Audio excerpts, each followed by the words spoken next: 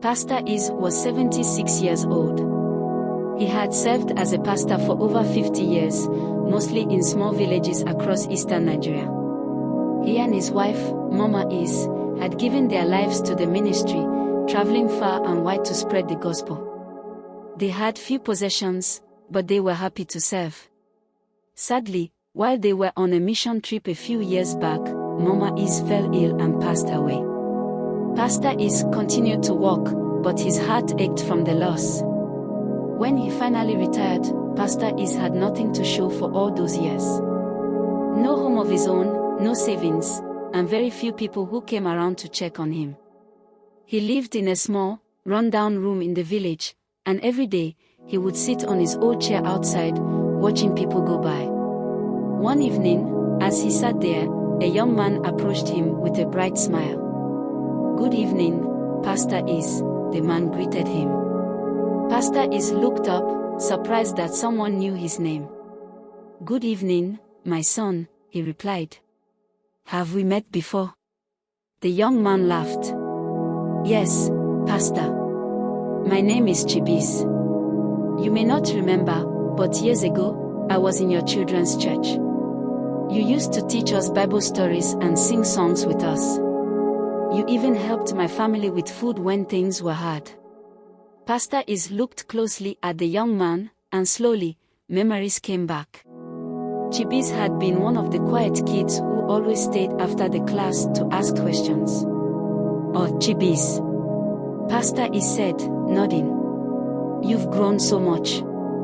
What brings you here?" Chibis looked at the old pastor with a gentle smile. "Pastor, I never forgot the things you taught us. Those lessons helped me through difficult times. I went on to study, found a job in the city, and I've been blessed." Pastor Is nodded, touched by Chibis' words. "Thank God, my son. I'm proud of you."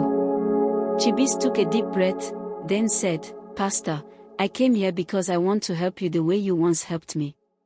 He reached into his bag and pulled out a set of keys. "I bought a house for you, Pastor. It's a small place in town, but it's yours. You won't have to worry about rent or bills." Pastor Is's mouth fell open. He stared at the keys in disbelief. "Chibis, is this true?"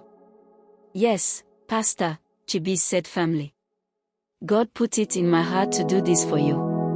You took care of us without expecting anything back. Now it's our turn to take care of you." Tears welled up in Pastor Is's eyes as he held the keys. He had spent his whole life giving, never imagining that one of the children he'd helped would come back to bless him in his old age. 2 days later, Chibis helped Pastor Is move into his new home. It was a modest bungalow with a small garden. For the first time in years, Pastor Is felt a sense of peace and security. He no longer worried about where he would sleep or how he would pay for food. Every morning, he thanked God for remembering him and for sending Chibis to bless him. And every time he looked around his new home, he was reminded that God never forgets those who serve him faithfully.